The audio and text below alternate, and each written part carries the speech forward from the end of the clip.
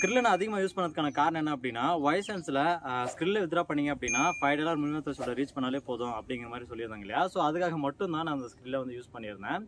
ஆனால் அவங்க ரீசெண்டாக அந்த போட்ட ஃபீஸை பார்த்ததுக்கு அப்புறமா கண்டிப்பாக இதுக்கு மேலே வாய்ப்பு இல்லை அப்படிங்கிற மாதிரி தோணுச்சு. பட் இருந்தாலும் செகண்ட் ஆப்ஷனாக ஒன்று பார்த்தேன். என்ன அப்படின்னா, கிரிப்டோவில் இன்வெஸ்ட் பண்ணுற மாதிரி ஒரு விஷயம் வச்சுருந்தாங்க. அதில் இன்வெஸ்ட் பண்ணதுக்கு அப்புறமா ஃபியூச்சரில் நம்ம ஏதாச்சும் அதில் வந்து ப்ராஃபிட்டபுளாக எடுத்துக்கலாம் அப்படிங்கிற மாதிரி கிரிப்டோவில் போட்டு வச்சுருந்தேன். ஆனால் அதுக்கும் ஆப் வச்சுட்டாங்க. என்ன அப்படின்னா, ஒரு குறிப்பிட்ட டேட்டை சொல்லிவிட்டு இந்த டேட்டுக்குள்ளே இந்த கிரிப்டோ டிரான்சாக்ஷன்ஸ் எல்லாமே நாங்கள் வந்து ஸ்டாப் பண்ண போகிறோம். ஸோ ஃபுல் அண்ட் ஃபுல்லாக ஸ்டாப் பண்ண போகிறோம். உங்ககிட்ட ஏதாச்சும் இருந்தது அப்படின்னா நீங்கள் மேனுவலாக செல் பண்ணிக்கலாம். அப்படி இல்லைனா அந்த எண்டு டேட்டு வர்றப்போ நாங்களாம் ஆட்டோமேட்டிக்காக செல் பண்ணிவிட்டு உங்களுடைய அக்கௌண்ட்டுக்கு வந்து ட்ரான்ஸ்ஃபர் பண்ணிடுவோம். அதாவது ஸ்க்ரில் அக்கௌண்ட்டுக்கு வந்து ட்ரான்ஸ்ஃபர் பண்ணிடுவோம் அப்படின்னு சொல்லிட்டாங்க. ஸோ பொதுவாக இதில் வந்து பிக் ட்ரான்சாக்ஷன் பண்ணுறதுக்கு எந்த ஒரு பிரச்சனையும் இல்லை. ஆனால் நான் சொன்ன இந்த கேட்டகரியில் இருந்தீங்க அப்படின்னா கண்டிப்பாக இதுக்கு மேலே ஸ்க்ரில் நம்மளுக்கு வந்து யூஸ் ஆகாதுன்னு நினைக்கிறேன். நீங்கள் இதை பற்றி என்ன நினைக்கிறீங்க அப்படின்னு சொல்லிட்டு மறக்காமல் கமெண்ட் செக்ஷன் லீவ் பண்ணுங்கள். தேங்க்ஸ் ஃபார் வாட்சிங்.